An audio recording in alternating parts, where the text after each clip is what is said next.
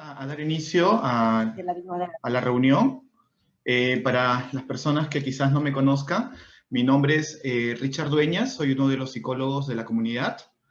Cuánto gustos. El día de hoy tengo el tema asignado familia y drogas. Y vamos a conversar sobre este tema. Me interrumpen, por favor, con toda confianza, si quieren hacer alguna pregunta. Bien, el tema de familia y drogas es muy importante conocerlo, es muy importante que sepamos la influencia en, digamos, la persona que consume drogas, en la persona adicta, ¿no? Es muy importante que la familia comprenda la responsabilidad que tiene en el inicio del consumo de drogas y en el proceso de rehabilitación, e incluso posterior a ello también.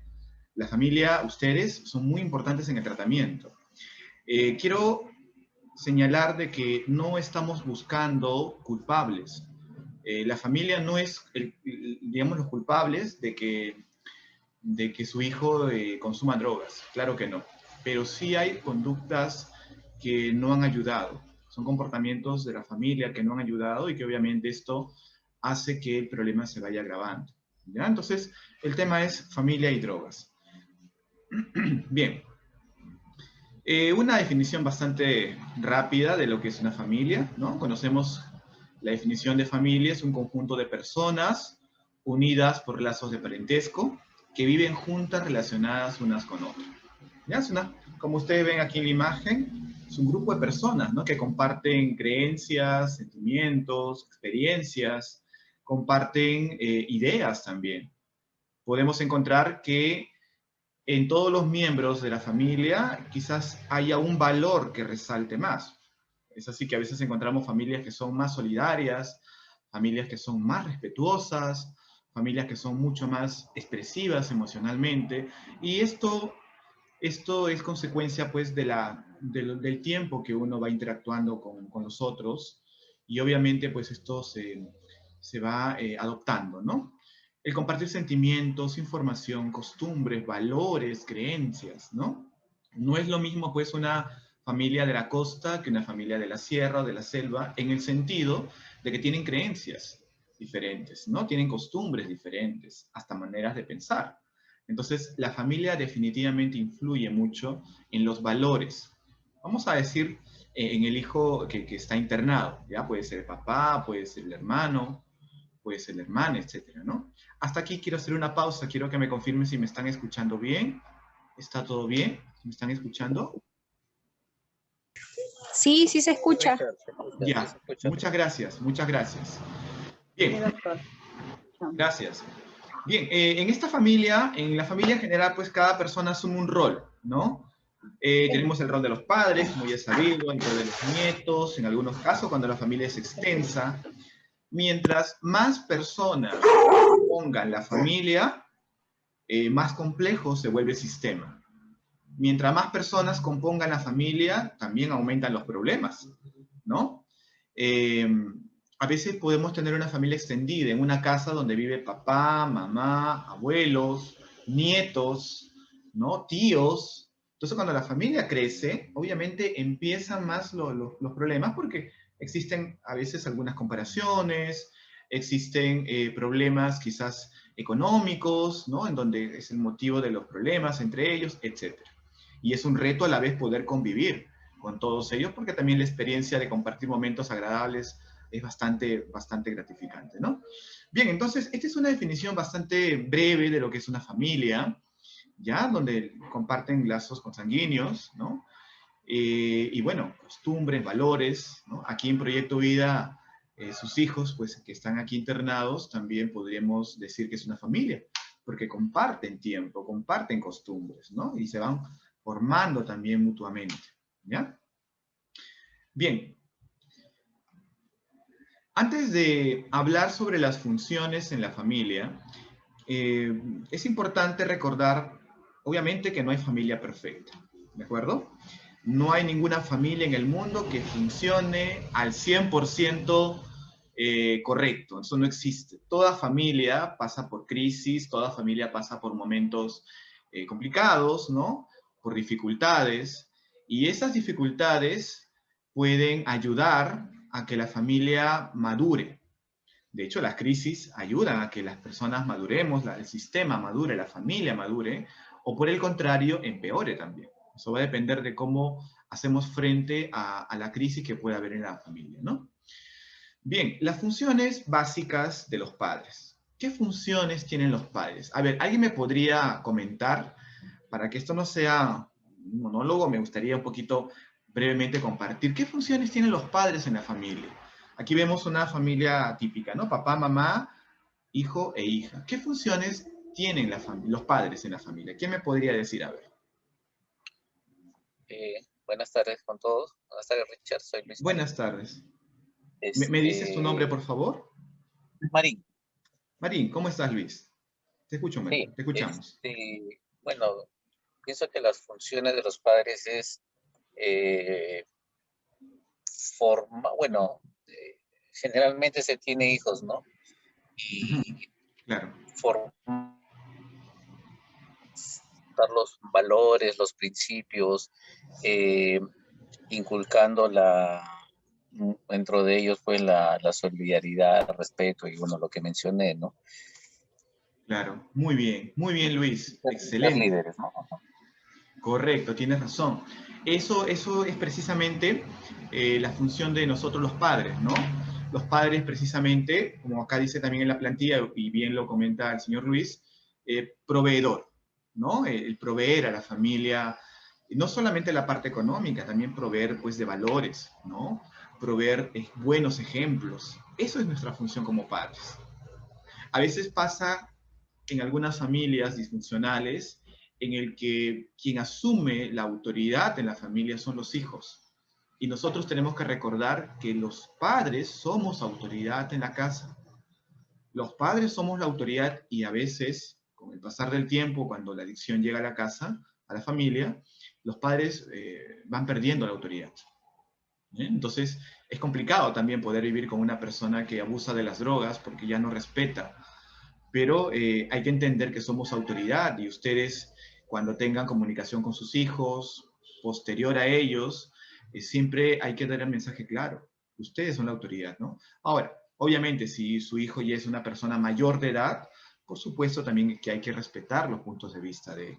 Pero tenemos que entender que en la familia, inicialmente, principalmente, los padres somos autoridad y una de las funciones es ser proveedor. Bien, la otra función muy importante también es Ya, profesor. Sí, buenas tardes. Por ahí creo que alguien quería hacer una pregunta.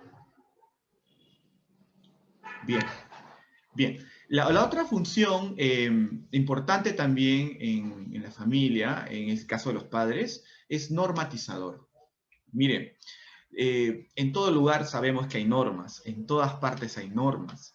Y nosotros como padres debemos de construir las normas y, por qué no decir también, involucrar a los hijos en la construcción de las normas en la casa, en la familia.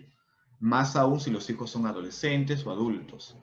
Hay que recordar de que si tratamos de construir normas, van a haber algunas acciones que van a ser negociables y no negociables con los hijos.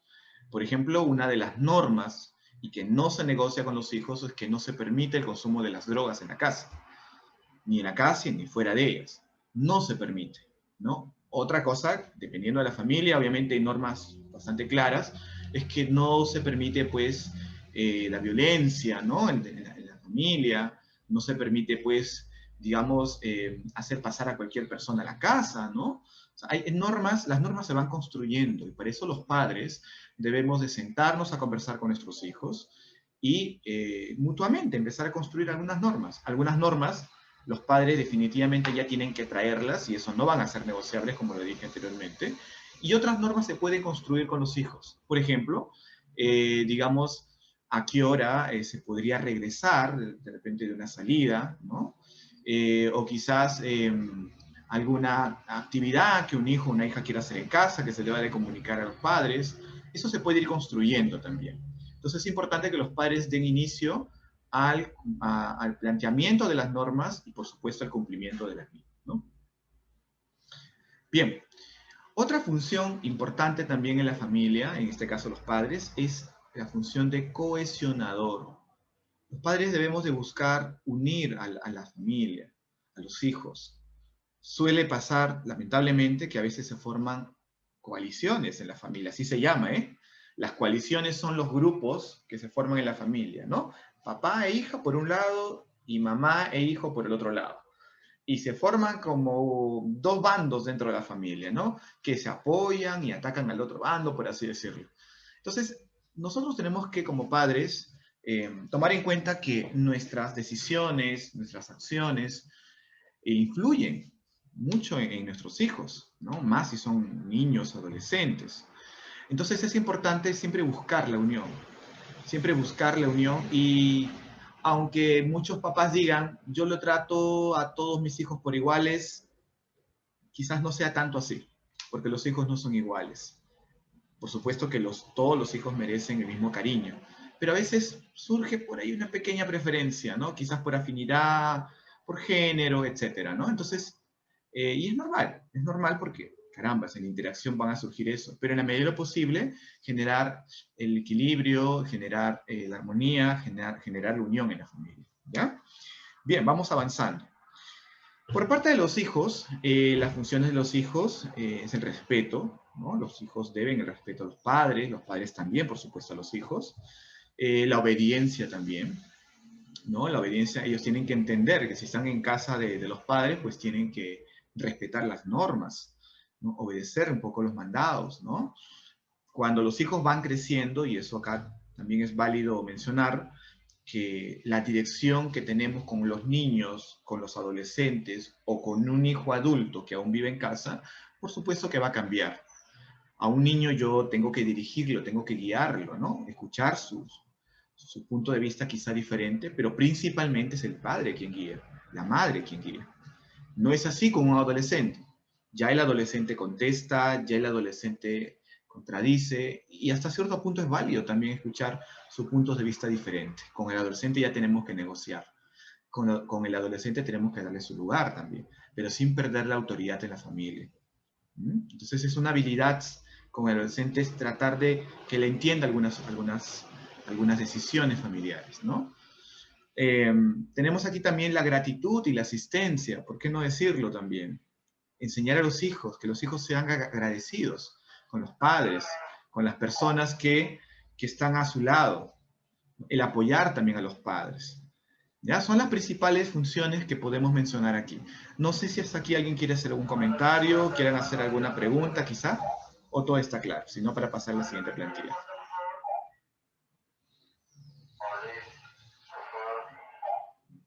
Muy bien, vamos a pasar entonces.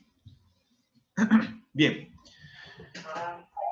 Es importante mencionar que para que una familia se desarrolle de manera saludable, deben de existir algunas condiciones, así como las plantas para poder desarrollarse bien, de manera adecuada, existen condiciones como por ejemplo la luz solar, ¿no? el agua, el oxígeno, etc., ¿no? Lo mismo pasa con las familias. Para que una familia pueda desarrollarse de manera saludable, existen condiciones. Y una condición básica en toda familia es la comunicación. La comunicación, cuando hablo de comunicación, no solo me refiero a la manera verbal, a lo que estamos haciendo en este momento. También existe otro tipo de comunicación que es no verbal, que es la actitud, que son los gestos, que son las posturas a veces que los padres tenemos ante los hijos. A veces los padres podemos tener un gesto de desagrado, de fastidio, de indiferencia a los hijos, y aunque no se lo digamos, ya estamos comunicando poco interés o nulo interés por los hijos. Entonces es importante poder cuidar la comunicación. Es importante poder buscar espacios para poder conversar con los hijos, así sean grandes, ya sean personas mayores. Es muy importante eso, ¿no? Un segundito, por favor.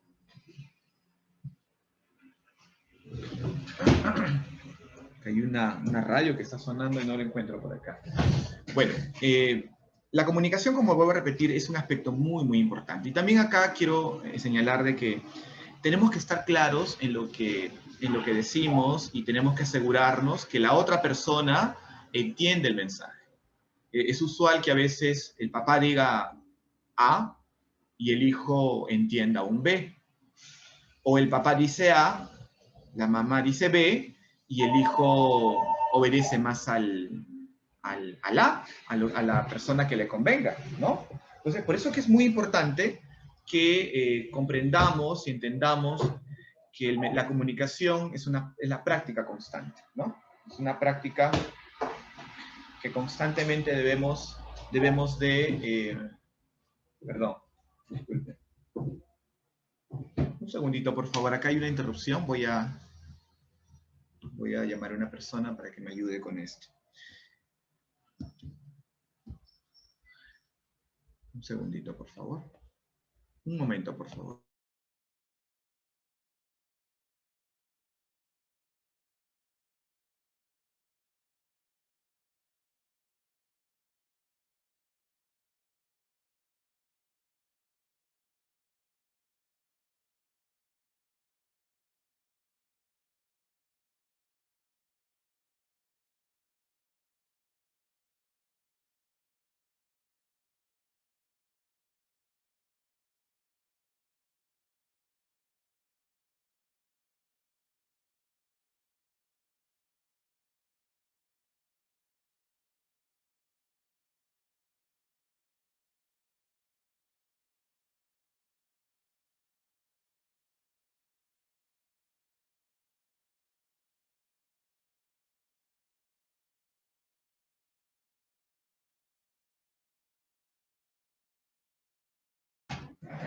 Bien. Bien, muchas gracias. Disculpen la interrupción. Continuamos. Otro aspecto u otra condición que debemos de cultivar en la familia son las normas y los valores. Las normas ya lo habíamos mencionado hace un momento, los valores también. A veces con el pasar del tiempo los valores se van perdiendo, ¿verdad? Los valores se van perdiendo, vamos priorizando quizás otros comportamientos, ¿no? Y hasta parece ridículo para algunas personas el tener que comportarse de manera honesta, de manera respetuosa. Aquí en el centro encontramos algunos casos, ¿no? Digamos, de residentes que más bien celebran los antivalores, ¿no? Entonces es importante que continuemos con el cumplimiento de los mismos. Otra condición que debemos de cuidar y buscar en la familia, precisamente ser significativos para ellos. Los padres debemos de ganarnos un espacio en la vida de los hijos, no simplemente por ser papás, sino por las acciones que nosotros hacemos con ellos, por los momentos que compartimos con ellos, ¿no? Por los actos. Digamos, un momento de pasear con el hijo, con la hija, a jugar con ellos, ¿no? Esos momentos no se van a olvidar y nosotros nos volvemos significativos para ellos, nos volvemos importantes, no ser personas significativas. Expresión de los sentimientos también, favorecer que los hijos, no solamente ellos, nosotros como padres podemos dar ese ejemplo también, por supuesto, el expresar, el poder llorar, si algo de repente nos pone triste, y expresarle también que es válido enojarnos, que todos nos podemos enojar. Es una condición humana, es parte de la naturaleza, ¿no? Pero que debemos de controlar el enojo, la tristeza, ¿no? Los celos también, el facilitar que ellos puedan expresar sus sentimientos sin juzgarlos, ¿no? El compartir tareas, ¿no? El entrar en el mundo de mi hijo, el entender qué es lo que le interesa a mi hijo, qué es lo que le atrae, el saber qué es lo que le disgusta a mi hijo, compartiendo tareas. No consumir drogas, por supuesto, es una condición importante, ¿no? Dentro de la familia. Y acá yo me detengo brevemente para indicarles, ¿no? Si ustedes consumen alcohol, que muchas familias lo hacen de manera social, pues debemos de ir cortando eso, ¿no? Porque siempre representa pues un riesgo para los hijos, para las personas que cuando salgan del centro pues regresen a un entorno donde se toma, ¿no? Donde se abusa del alcohol, ¿no? Otro aspecto importante es el tiempo libre también, ¿ya?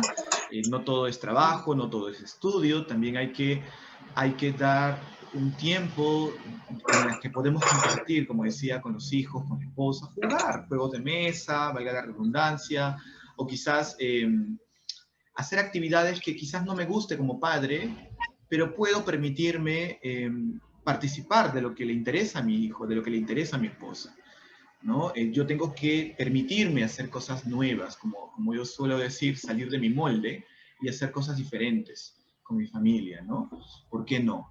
¿Por qué no? Entonces, eso también genera confianza, genera momentos de escucha, momentos libres. Esas son las condiciones importantes que toda familia debe de cumplir, ¿no? Bien, ¿hasta aquí alguna pregunta, alguna duda?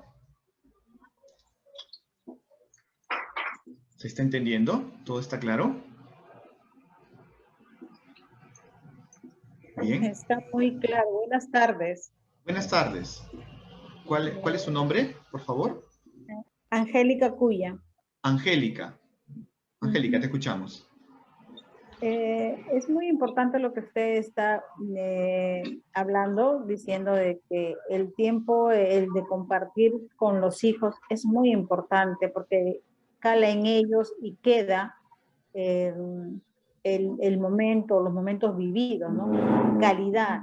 Yo pienso que es la calidad de tiempo que uno disfruta con los hijos. Así sea 5 o 10 minutos, esos 10 minutos es vivir y compartirlo de la mejor manera para que queden ellos grabados, ¿no? Con los padres. Pero ahora en estos tiempos las mamás trabajan más aún ahora que estamos en una situación de emergencia donde papá y mamá tienen que salir a trabajar y es muy preocupante a veces que los hijos se queden en casa solos virtuales.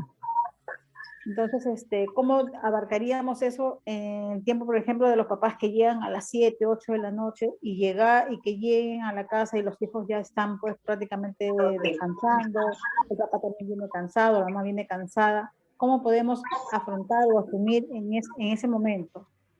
Sí, Angélica, muchas gracias. Gracias por tu pregunta, por tu aporte también. Sí, los tiempos van cambiando, ¿no? Y las exigencias también, ¿no? Ahora papá y mamá salen a trabajar y los tiempos disminuyen para los hijos. Miren, yo considero que los padres tenemos que ser a estas alturas, ante estas demandas, bastante creativos para poder no perder ese contacto con los hijos, ¿no? Si de repente en los días de semana, por el cansancio, no puedo, aunque vale también tomarnos unos minutos, digamos, de conversar con los hijos, ¿no? Aunque en el caso que comentas, los hijos ya están durmiendo por la hora también, quizás que uno llega al trabajo, hacer una llamada por teléfono, ¿no? Conversar con ellos por teléfono unos minutos en momentos de descanso.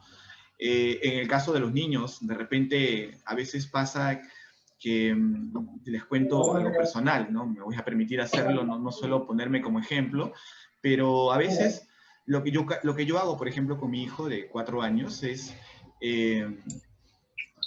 le hago un dibujo.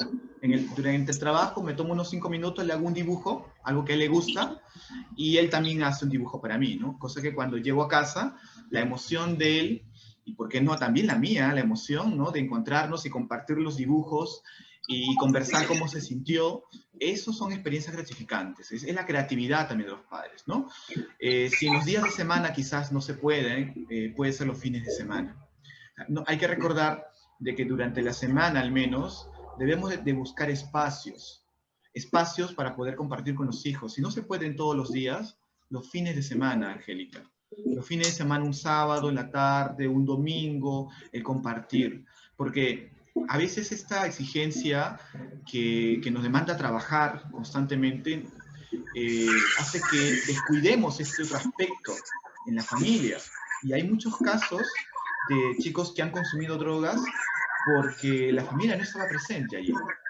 Los chicos han vivido abandonados. Papá, mamá existían en casa, pero no estaban presentes en su responsabilidad. También hay casos de chicos que la familia ha amasado dinero, ha invertido, tienen empresas, buenos capitales, Pero los hijos, por un lado, empiezan a consumir drogas porque descuidamos ese otro aspecto, ¿no? Esos aspectos que a veces por la demanda nos exigen. Pero un poquito respondiendo a tu pregunta es buscar espacios, quizás en los fines de semana, conversar, hacer llamadas por teléfonos, ¿no? O sea, en las tardes, dejar alguna notita de lo importante que son ellos para nosotros, ¿no? Que pueden contar con nosotros, que nos pueden escribir, que nos pueden contar con toda confianza. ¿Y por qué no? Si de repente ellos tienen alguna urgencia de poder conversar, en la noche que uno llega, darse el tiempo también, aunque sea unos minutos. Yo sé que uno llega cansado, pero la pregunta es, ¿para qué trabajamos? ¿Con qué finalidad trabajamos? Y creo que una de las finalidades es para ser felices. Y la felicidad no nos va a dar el dinero. El dinero nos da comodidad, nos da placer, eso sí.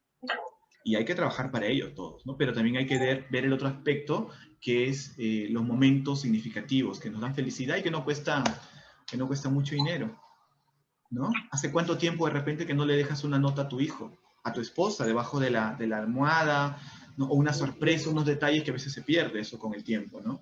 Esos son momentos que generan felicidad, que generan gratitud, mejor dicho, momentos agradables, pues, ¿no? Entonces, eso es un poquito, Angélica, en base a tu pregunta, buscar esos momentos, buscar esos espacios, ¿de acuerdo? Bien. Ok, muchas gracias. No, a ti, Angélica, a ti, Angélica. Básicamente, las familias... Buenas tardes, ¿me escuchan? Ah, ahí está. Bien, básicamente vamos a dividir las familias en dos familias, así muy conocidas, familia funcional y familia disfuncional. Quiero hacer un paréntesis acá. Lamentablemente, como estamos utilizando la aplicación Zoom, quizás en unos minutos se corte. Volvemos a entrar, por favor, para cerrar el tema. Bien, familia funcional y familia disfuncional. Familia funcional es una familia que funciona bien, una familia donde se respeta a los integrantes. La familia disfuncional, por el contrario, es una familia donde aumentan los problemas, ¿no? Los problemas de comunicación, etc. Vamos a conocer qué características tiene la familia funcional. Tiene miembros con una autoestima alta, permite la libertad para que cada uno pueda explorar, tomar decisiones y resolver problemas. Ojo, permitía que ellos son responsables de sus actos, de sus decisiones, tanto de sus decisiones buenas o malas. Los padres estimulan a sus hijos a ser autónomos, no dependientes o inseguros. Es lo que les estaba comentando, ¿ya? ¿Cómo lo estimulan a los hijos? Felicitando. Cuando vemos que un hijo hace algo positivo, ese es el momento para decirle, bien, te felicito, me siento orgulloso de ti. Me gusta lo que acabas de hacer. ¿Por qué no darle un abrazo? Esas palabras, esos actos, se llaman refuerzo, porque genera que la otra persona se sienta bien por lo que ha hecho. Y poco a poco las personas van continuando con este comportamiento y pasan de un refuerzo externo a un autorrefuerzo. Aprenden. Lo importante es sentirnos orgullosos de nuestros logros. Siguientes características de una familia funcional. Se da la oportunidad de expresar sus ideas, opiniones y desacuerdos, ¿no? A ver, ¿qué piensas? ¿Qué piensas, hijo? ¿Qué piensas, papá? ¿Qué piensas, hermana? ¿No? Hay que escucharlos también. Mediante la escucha se les enseña el respeto. El escuchar es una muestra de respeto. Tolerancia y educación emocional. El ser tolerante cuando nuestros hijos nos dicen algo que no va con mis ideas. Valorar lo que están diciendo, podemos dar nuestro punto de vista respecto a lo que ellos dicen, pero hay que ser tolerantes con algunos puntos de vista, ¿no? Por ejemplo, no voy a entrar tanto en política, pero estamos en una coyuntura política entre Keiko y Castillo, ¿no? Por ahí de repente, si en la familia alguien quiere votar por Keiko y otros quieren votar por Castillo, a veces entra en una batalla campal. No, que Keiko, que Castillo. La tolerancia. Que a pesar que tengamos puntos de vista diferentes, podemos respetarnos, podemos escucharnos y podemos seguir siendo una familia feliz, como dice una canción por ahí, ¿no? Saben compartir con los demás. El ejemplo que es poderoso, nuestras acciones como padres, el compartir con los otros. Esas acciones se llaman, dentro de la teoría psicológica, el aprendizaje vicario observacional. Sobre todo los menores aprenden más observando que escuchando. Entonces, la solidaridad, el compartir con los demás. Esas son características de familia funcional. Saben dar tiempo de calidad, como hablaba bien Angélica hace un momento. Y diría, además, que no solo de calidad, también de cantidad. ¿Por qué no? ¿Por qué no tomarnos un tiempo? Quizás por el trabajo no se puede, como bien decía, pero también hay que hacer un esfuerzo. Recuerde la pregunta que les hice. ¿Para qué trabajamos? ¿Para qué? ¿Ya? No por qué. ¿Por qué? Hay mucha respuesta. Porque necesitamos pagar la luz, necesitamos comprar los alimentos, etc. No por qué, sino para qué. Y el para qué es con una finalidad, con un objetivo principal, ¿no? Para buscar, para encontrar la felicidad, nuestra estabilidad. Y eso el dinero no nos garantiza. No culpar a nadie de sus fracasos, ¿no? Si de repente yo como padre cometo error, yo tengo que asumir también mi responsabilidad. Si mi hijo comete su error, pues yo no soy el culpable de tus errores. Tú eres el responsable de los tuyos. Hay que ayudar a que ellos asuman la responsabilidad de sus actos. ¿Hasta aquí alguna pregunta?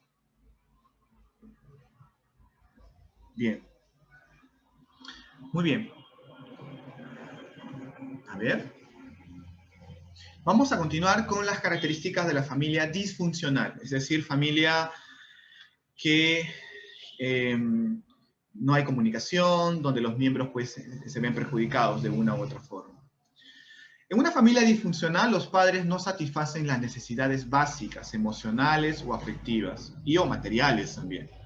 Miren, las necesidades materiales son importantes, ¿no? Pero más importantes son las necesidades emocionales. ¿Hace cuánto tiempo que no abrazas a tu hijo, a tu papá, o hasta a tu esposa quizás? Porque hay familias así que a veces no abrazamos, no tocamos. Bueno, ahora por la pandemia se complica mucho esto, pero una frase agradable, ¿no? En esta familia los padres no satisfacen esas necesidades. Los hijos también necesitan abrazo de sus padres, aunque tengamos más edad, ¿no? Claro, hay hijos también que a veces no están acostumbrados y no les gusta, hay que respetarlo, porque no están acostumbrados. Pero todo ser humano necesita satisfacer estas necesidades emocionales. Esto no es un capricho, es una necesidad. Así como necesitamos comer, necesitamos dormir, que son básicas para la vida, también necesitamos emocionalmente que alguien nos abrace, importarle a alguien. No es una condición necesaria, por supuesto, pero sí es una necesidad que naturalmente es importante satisfacerla y los padres deben de hacerlo. En una familia disfuncional prevalece el temor y la amenaza como sistema de comunicación. A veces es más fácil gritar y amenazar para que nos hagan caso. Y qué complicado es ganarse la confianza, el respeto de los hijos. Pero es un trabajo arduo y con creces es mucho mejor. Los padres están en desacuerdo y en constante lucha. Un patrón en la indisciplina en los hijos es las diferencias en los estilos de crianza de los padres. El papá tiene un estilo de crianza quizá más dominante, más autoritario, y la madre tiene un estilo de crianza mucho más condescendiente, más permisiva. Esos dos diferentes estilos de crianza generan disciplina. Entendemos que cada uno tiene experiencias diferentes, pero es muy importante poder consensuar, poder llegar a acuerdos en la manera como vamos a educar a nuestros hijos, en la manera como nos vamos a dirigir hacia ellos. Bueno, entonces, los padres que están en constante desacuerdo es parte de la familia disfuncional. Existe sobrecarga, acá hay un error ortográfico, y sobreprotección. Dejamos todo esto a la madre o todo esto al padre, o a veces el papá se va a trabajar y la madre es la que tiene que encargarse de los alimentos, de las tareas, de los cuidados, de esto, del otro, y no es así. Las tareas tienen que ser compartidas. Impera el egoísmo, que no se preocupan por los demás. Normalmente se presentan adicciones, tabaquismo, drogas, alcohol, el alcohol es una droga, trabajo excesivo a veces también, ¿no? En donde constantemente estamos pendientes del empleo, ¿no? Estamos trabajando constantemente, a veces como una manera de escapar también a los problemas, porque hay casos también así, ¿eh? No en todos, por supuesto, ¿eh? Existe un menosprecio y una falta de respeto hacia las características o actividades de los miembros. ¿Qué quiere decir esto? A veces sin darnos cuenta, hay una frase que por ahí se escucha y es cierto, ¿eh? Si nos damos cuenta, a las personas que más amamos son a las personas que más daño le hemos hecho. Porque a veces nosotros menospreciamos las respuestas, las actitudes de ellos. Y eso no es correcto, eso no es saludable, ¿no? Menospreciamos una opinión del hijo, menospreciamos una opinión de la esposa, ¿no? Mostramos comportamientos de falta de respeto y los hijos lo ven. Y vuelvo a repetir, la falta de respeto no solamente es física, también es verbal, indiferencia. Cuando de repente en la familia alguien da una opinión y somos indiferentes, no le damos espacio. Eso también es una falta de respeto, ¿no? Entonces, esto también es característica de una familia disfuncional. Bien, vamos a ir avanzando. Si no tienen alguna pregunta hasta acá. ¿Qué pasa en la familia donde surge un adicto? ¿Qué sucede en la familia? Obviamente ya los problemas que la familia traía sin el hijo que consumía drogas o sin el papá que consumía drogas, pues ahora se van a acrecentar, pues ahora van a crecer los problemas, ¿no? Al igual que el adicto, que atraviesa por etapas, la familia también pasa por etapas. Y lo voy a mencionar rápidamente. ¿Cuáles son las fases de la familia cuando el hijo entra, cuando la droga entra a tu casa, a tu hogar? La primera fase se conoce como la fase ciega. La fase ciega es una fase, como su nombre dice, no nos damos cuenta de que nuestro hijo está consumiendo drogas. Por eso se llama fase ciega. ¿Ya? Yo no sé qué es la droga. Yo no sé si ustedes han visto la droga. O si ustedes conocen la marihuana, si conocen la pasta, si lo han observado, si conocen, ¿no? No tienen que hacerlo necesariamente, pero hay familias que desconocen y a veces consideran que lo que está haciendo su hijo es algo normal, porque desconocemos. ¿Cuántas familias, cuántos papás me han dicho, yo pensé que mi hijo se encerraba porque estudiaba en su cuarto, ¿no? Y la verdad que yo ni por aquí me imaginaba que él estaba consumiendo drogas. Que quizás ustedes ahora me están escuchando la charla y de repente no sabemos, un miembro de nuestra familia está consumiendo. No lo sabemos, porque estamos ciegos, no lo conocemos. ¿De acuerdo? Es una fase comprensible también, ¿no? Es la primera fase. Luego pasamos a una siguiente fase que se llama la fase de la negación. Ya acá la familia empieza a ser consciente de que el problema existe, pero negamos, pues. Decimos, no, yo no creo que mi hijo o mi hija o mi papá esté consumiendo drogas o está abusando del alcohol. No, negamos. Y negamos por una sencilla razón, porque aceptar esta realidad duele. Es doloroso aceptar la realidad de que tengo un hijo que consume drogas, de un papá que abusa del alcohol, duele. Y si yo no acepto esta realidad, con su consecuencia del dolor, entonces no voy a poder ayudarlo. La negación, hay que aceptar. ¿Cuántos de ustedes quizás tienen acá a su hijo internado, pero en el fondo siguen negando de que no es para tanto que le hayan internado? Tenemos que aceptar la realidad para poder ayudar. La familia niega y una vez que ya la familia constata que su hijo consume drogas porque ya no puede taparse este problema con un dedo, el sol con un dedo, ya la familia acepta con dolor y empieza a buscar ayuda. Y buscamos ayuda en diferentes personas, en diferentes lugares.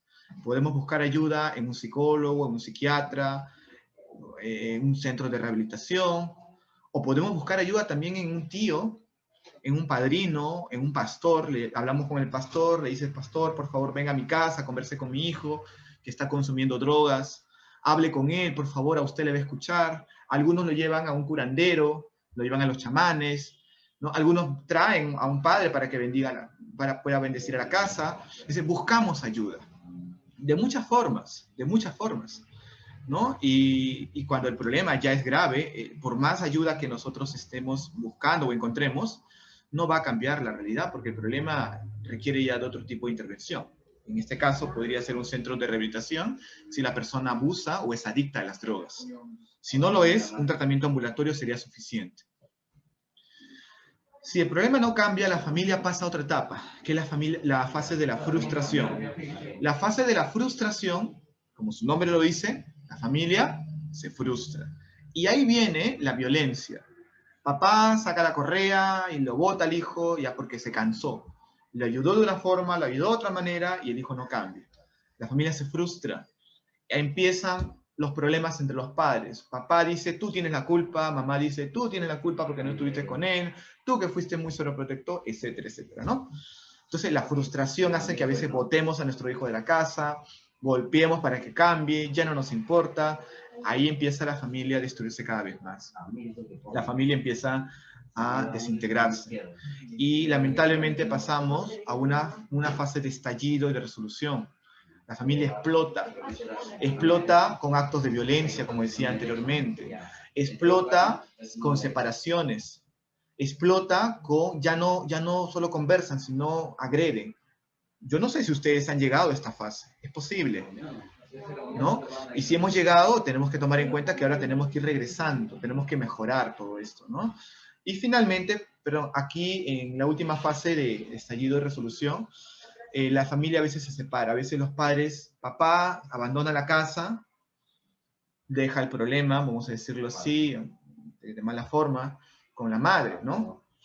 Y ya los padres se separan, sucede muchas cosas aquí, ¿no? Entonces, la familia se va destruyendo. La pregunta sería, ¿en qué fase tú internaste a tu hijo? Si estabas en la fase de negación, por ello de repente un papá estaba en la fase de negación, mamá está en la fase de búsqueda de ayuda, no lo sé. Muy bien, ¿hasta aquí tienen alguna pregunta? Bien. Vamos a pasar ya para terminar nuestra charla a los últimos puntos que son las sugerencias que sería importante tomar en cuenta, ¿ya? Evitar el enojo y el rechazo, hay que comprender de que ellos tienen una enfermedad, no son personas malas, por supuesto, eso creo que la mayoría lo entendemos así. Hay que conocer la enfermedad, esto no es un tema de que es un capricho o solamente voluntad, la voluntad es importante, pero esto es una enfermedad. Esto es una enfermedad que va más allá de la voluntad, ¿no? Donde el cuerpo pide, demanda el consumo de las drogas. No adaptarse a los cambios inadecuados, no se acostumbren, por favor, a lo negativo, porque a veces la familia se acostumbra también a lo inadecuado. Por ejemplo, a lo inadecuado es la falta de respeto, nos acostumbramos cuando de repente el hijo o el papá que consume drogas es el que hacía lo que quería en casa, rompía las normas. No, no, no. No hay que adaptarnos a las cosas negativas.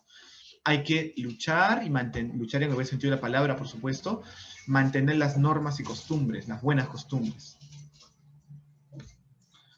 Hay que mostrar preocupación por los problemas que causan la droga. ¿Hasta qué punto tú eres responsable también de que este problema se haya dado? No culpable, pero sí responsable, ¿no? De repente no le diste suficiente tiempo, de repente también abusaba, no le diste el interés, quizás a cuando él estaba consumiendo las drogas, o quizás no te pusiste firme desde un inicio, no caíste en la manipulación también. No aceptes como verdad la mentira. La familia también se enferma. Y la familia, hay un punto en el que el adicto dice, por si acaso esto es blanco, y nosotros sabemos que es negro, pero a veces para darle la razón, decimos, está bien, es blanco. O sea, no aceptemos como verdad una mentira. La mentira de que él ha robado, la mentira de que él realmente está siendo responsable con sus comportamientos, no hay que aceptarlas, hay que asumirlas, ¿no? No permitas que el adicto te manipule, no aceptes promesas. Las promesas en una persona adicta se lo lleva el viento. Acá tenemos que observar las conductas. No hay que quedarnos con esas promesas, hay que ver en actos que realmente lo esté cumpliendo. Paciencia en la recuperación, por favor. Esto no se soluciona en un par de días, ni en un par de meses. Si ustedes revisan la literatura, los tratamientos de adicciones son tratamientos largos. Hay que tener la paciencia. Insistir en el tratamiento, ¿ya? De todas maneras, esto no cambia solamente porque él prometió que iba a cambiar. No, él tiene que pasar por un tratamiento y él tiene que dejarse ayudar. Muy bien. Hasta aquí es mi participación dentro de esta ronda de terapias, de charlas al menos. No sé si alguien tiene alguna pregunta que quiera hacer para ir terminando con la terapia. Con toda confianza lo pueden hacer. Estamos aquí para aprender todos y reforzar algunas ideas también. ¿Alguna pregunta? Si no, ya es para ir terminando. Doctor, una pregunta que a mí me inquieta un poquito. Perdón, ¿cuál es su nombre? Mi nombre es Angélica, Angélica Angélica, Cuya. Angélica, sí te escucho, te escuchamos. ¿Qué tanto por ciento sale una persona que ha sido residente y vuelva vuelva a la casa, ¿no? A su hogar, con su familia? ¿Qué tanto por ciento puede ser la recuperación? Bien, gracias por tu pregunta, Angélica. Muchas gracias. Mire, las estadísticas en personas que están en tratamientos contra las adicciones, las estadísticas de recuperación son bajas, ¿no? Son bajas por diferentes razones, ¿no? Porque a veces el residente no se deja ayudar. Y esto no estoy hablando de Proyecto Vida, estoy hablando de las estadísticas, al menos en el Perú, de los centros de rehabilitación, incluso de los hospitales del Estado que brindan este tipo de intervención. Bajos me refiero que de 10 personas que están en tratamiento, más o menos, estoy hablando de algunas estadísticas ya un poco antiguas, ¿eh? Tengo que ser sincero también, del 2014 para ser más exacto. Se habla que de 10 personas que están internadas, solamente una persona se rehabilita. En Proyecto Vida tenemos muchas personas que han terminado su tratamiento y que están viniendo a visitarnos. Inicialmente las estadísticas que les he mencionado son las estadísticas generales. Si nos centramos en Proyecto Vida, sí hay varias personas. De 10 personas, me atrevería a decir, de 10 personas que están internadas acá, al menos 3 personas, o por qué no decir 4, ¿no? Logran rehabilitarse. Pero eso va a depender mucho de ellos también y de la constancia. Tenemos actualmente personas que nos vienen a visitar. ¿Y por qué no decir que de las 10 personas que están internadas, las 10 se rehabiliten? ¿Se puedan rehabilitar? Claro que sí, Angélica. Los 10 se pueden rehabilitar porque la recuperación es personal. No depende de otros. Yo me recupero porque yo decido recuperarme. Entonces, tu hijo, tu hija tiene todas las posibilidades, todas las chances de rehabilitarse porque está sobre todo en manos de él, en manos de ustedes también. Hay que apoyarlos. Aunque hay altibajos en el tratamiento, la rehabilitación existe. Y yo no lo digo porque alguien me haya contado. Yo vengo ya trabajando 15 años en este problema de las adicciones. Y en los 15 años que vengo trabajando, he visto diferentes casos, buenos y malos, y veo personas, y con mucho orgullo, por qué no decirlo, de pacientes que se han rehabilitado y que nos vienen a visitar, que algunos ya están en extranjeros, como también tengo que mencionar pacientes que han recaído, ¿no? Esto depende mucho de ellos, depende que se dejen ayudar, depende que hay que motivarlos, hay que animarlos. Y por qué no decir que todos aquí se pueden rehabilitar? Por supuesto que todos se pueden rehabilitar, porque dependen de cada uno de ellos, ¿no? ¿Y Bien, cuál sí. sería la actitud que debería de tomar la familia cuando ya el residente esté en casa? ¿Cómo empezaría nuestro comportamiento o cómo entablar una nueva? Porque decía, bien es cierto, la rehabilitación en Proyecto de Vida es 1 año y medio más, creo yo. Cuando él salga, el residente salga, ¿cómo asumimos nosotros cuando él ya esté en el entorno familiar? ¿Cuál sería nuestra actitud? ¿Cómo debería de ser? Muy bien. Mire, ellos salen con un proyecto de vida, ellos salen con metas, ¿no? Por cumplir. Y hay que recordar que ellos están en un sistema donde hay responsabilidades que los asumen. Ellos se levantan temprano, se levantan 7:30 de la mañana, a veces algunos se levantan 6:30, se acuestan a las 9 de la mañana, de la noche. Entonces, ellos lavan su ropa, ellos tienen su cama, ellos hacen su aseo. Entonces, durante todo este tiempo, ellos ya tienen ese hábito. La familia, al recibirlo, debe de permitir y facilitar que continúen con esos buenos hábitos. La actitud es de apoyo hacia esos buenos hábitos. Una actitud firme también en no aceptar que rompan sus parámetros. O sea, toda persona adicta va a vivir toda su vida con parámetros. Los parámetros son los límites que ellos no pueden pasar.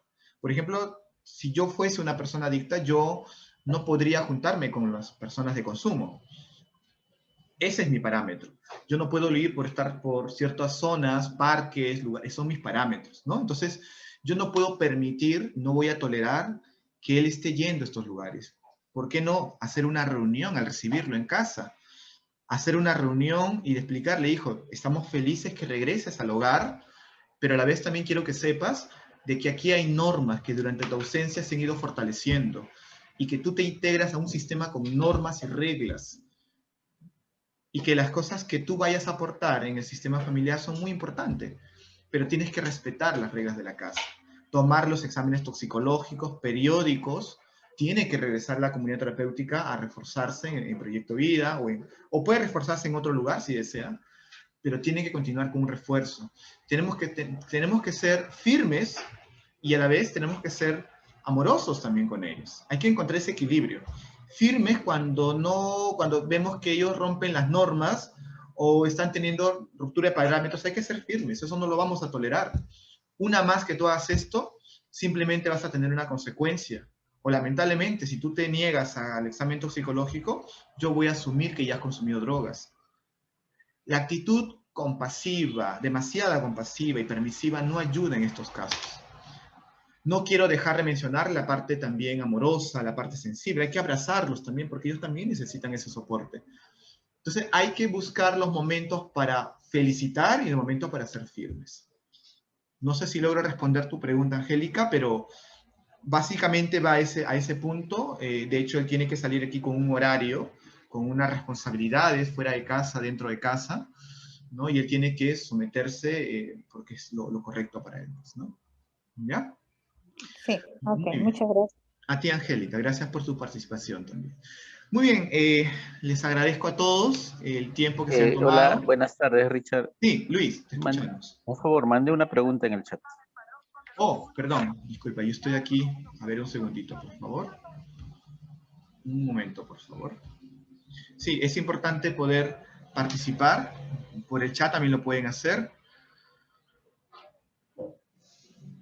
Bien, cuando salen, voy a leerlo, cuando salen de la rehabilitación, ¿qué tanto debe vigilarse a la persona? Muy buena pregunta también. Sí, Luis, nosotros recomendamos que al menos los 6 primeros meses después del tratamiento, debemos de observar constantemente el comportamiento de ellos, al menos los 6 primeros meses, ¿no? Siempre la supervisión hacia ellos es de más a menos, ¿no? Cuando ellos salgan, podemos supervisarlos. Supervisar quiere decir a la hora que regresa, a ver la hora que regresa, ¿no? Más o menos que nos cuenten a dónde están. Y ellos tienen que entender que la familia no va a confiar pues de la noche a la mañana. Por eso nosotros acá le decimos, ¿no? Que no creas que al salir tu familia ya te va a dar 100 soles, 200 soles para que vayas a comprar. No, tienen que ser tolerantes. Pero así como la supervisión se va a dar aproximadamente en ese tiempo, también no hay que estresarlo. Acá hay un punto de equilibrio, como se dice, ¿no? Porque si también estamos constantemente detrás de él en el sentido de que él quiere salir de repente a la puerta, no salgas a la puerta, o de repente sale con su hermano y la hora exacta tienes que llegar, o de repente sopla, de repente mírame, ya un hostigamiento ya sería, eso tampoco no ayuda. Por eso que es importante, como bien comentaba también Angélica, que en un inicio hay que ponerle las reglas claras a él. Hijo, mira, no confío en ti. Te amo, te quiero, pero quiero que comprendas que la confianza se va a ganar con el tiempo, con tus buenos actos. Y quiero que comprendas si por ahí de repente alguien te pregunta dónde estás o a qué hora has llegado, quiero que seas tolerante con eso. Entonces, respondiendo a tu pregunta, Luis, ¿qué tanto debemos vigilarlos? Como te digo, un promedio de 6 meses podría ser con los exámenes toxicológicos, puede ser también poner horas y saber dónde están yendo cuando salen de casa. En las primeras semanas, de preferencia, que poner horas mucho más marcadas de regreso, ¿de acuerdo? Y que, bueno, que asistan a sus terapias, ¿no? Esas serían las principales formas de poder supervisarlo, para decirlo así, ¿no? Ya, y conforme va pasando el tiempo y nos va demostrando de que tiene exámenes toxicológicos negativos, tiene un buen comportamiento, hay que ir soltando, hay que ir confiando poco a poco en ellos. Vamos a confiar poco a poco, con actos. Hay dos formas de que ellos se ganen la confianza de ustedes, con buenos actos y que esto perdure en el tiempo. Ya no sé si he respondido, Luis, a tu pregunta. Con toda confianza puede haber una repregunta. Acá hay otra pregunta que dice, en una persona adulta, ¿qué tanta libertad se le puede dar? En una persona adulta, a ver, en realidad, nosotros no somos dueños de la vida de ellos, ¿no?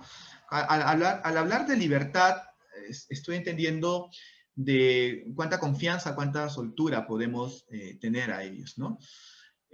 Nosotros no podemos aceptar que ellos vayan a ciertos lugares, eso no lo vamos a aceptar. Si de repente esta persona adulta nos dice, me voy a visitar solamente a saludar a mi amigo de antaño que tomaba, pero ojo, yo no voy a tomar, solamente lo voy a saludar de lejos, por supuesto que eso no lo vamos a aceptar, ¿no? O por ejemplo me dice, ¿sabes qué? Voy a ir a, no sé, pues a entrar a comprar a ese bar donde compraba solamente para darme cuenta que soy una persona fuerte, que ya superé este problema, eso tampoco lo podemos aceptar. O sea, la libertad que ellos tienen que aprender a manejarlas, y como ustedes habrán notado, todo depende de ellos, mucho depende de ellos. Nosotros tenemos que conocer que hay parámetros que no pueden pasar esos parámetros. Entonces, cuando nosotros empezamos a ver que están rompiendo esos parámetros, por supuesto que tenemos que ponernos firmes y decirle, no estoy de acuerdo con lo que estás haciendo, y por qué no decirle, si tú continúas con esto, pues vamos a tener que volver a internarte. A veces tenemos que ser así, ¿no? Si esto continúa, ¿no? Entonces ellos tienen que entender que hay cosas que no van a ser negociables con la familia, que no le vamos a permitir, como lo que les acabo de mencionar, ¿ya? Bien, seguramente hay algunas preguntas que quizás por ahí haya, pero vamos a ir terminando por el tiempo. Como le dije hace un momento, les agradezco el tiempo que ustedes están tomando, es valorable la inversión que están haciendo en el esfuerzo también. Y bueno, estamos dispuestos para poder absorber algunas preguntas ya de manera personal, me puedan llamar también, y atentos también a las siguientes charlas, por favor, que vamos a continuar realizando, ¿ya? Muy bien, muchísimas gracias. Hasta otra oportunidad. Un fuerte abrazo, cuídense bastante y que Dios los bendiga. Cuídense bastante. Muchas gracias. Gracias, muchas gracias. Hasta luego. Cuídense. Hasta luego. Muchas gracias.